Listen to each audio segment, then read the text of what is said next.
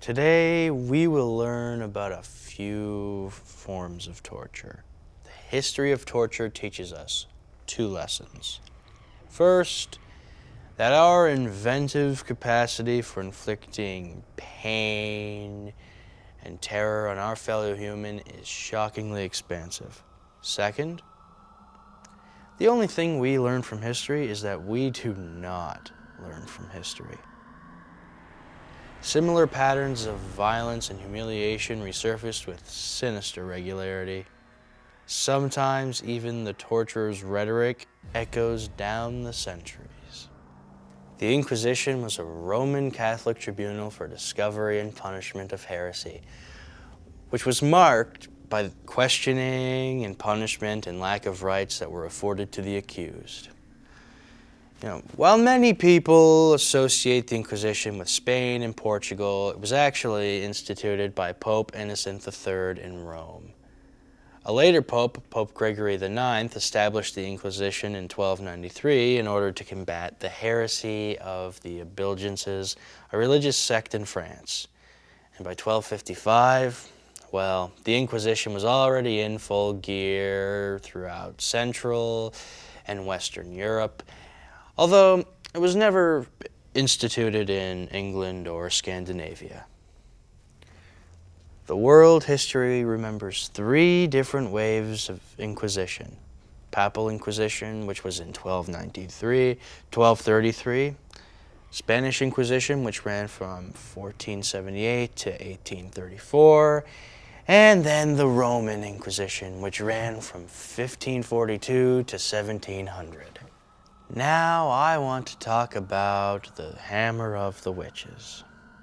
The Hammer of the Witches is one of the most famous medieval treatises on witches. It was written in 1486 by Heinrich Kramer and Jacob Springer, and it was first published in Germany in 1487.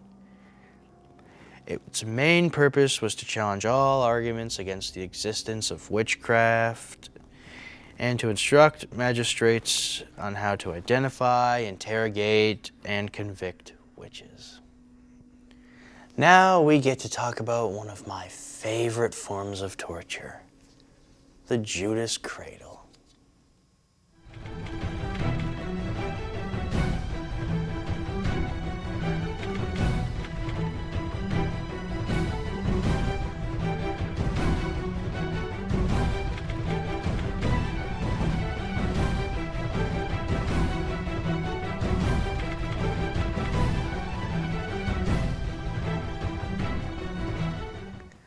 Now we get to talk about another one of my favorites. For those of you out there not familiar with torture terminology, flaying is essentially just skinning. The Aztecs were among the first ones to use skinning as a part of their human sacrifice rituals, but mostly after death. However, in medieval Europe, they used it as part of the public execution of traitors, and hanged the skin on doors to warn people against robbery. Flaying involves cutting the skin with a sharp blade until the muscle tissue is exposed.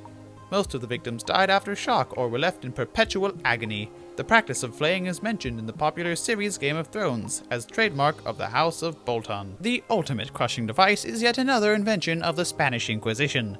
The head would be placed between the upper cap and the bottom plate, on which the chin would rest. The torturer would turn the screw and slowly compress the head. Teeth were the first to go, followed by the jawbones. When the victim's eyes were popping out of their sockets, the end would be near, which the victim would probably be hoping for fast, because that sounds freaking painful. This brutal torture method literally involved sawing people in half, vertically, upside down. The victims would be hung upside down so that they would remain conscious while they were being, sawed in half. Living in times with no television or radio can be quite boring, so no wonder why people found multiple uses for their everyday tools. Good God, that is morbid. Let the punishment fit the crime was merely a suggestion in the Dark Ages, and what better example than this diabolical invention? The pair of anguish was used to torture men who slept with other men and women who slept with Satan. The pear-shaped part was inserted into the rectum, or the vagina, and then the razor-sharp segments would expand to a terrible degree on the inside. That sounds absolutely terrible. Now let's talk about the torture museums of the world. There's the Torture Museum in Egypt, the Medieval Torture Museum of Amsterdam, Krakow's Medieval Torture Museum, the Medieval Torture Museum in Prague, and the Spanish Inquisition Torture Museum.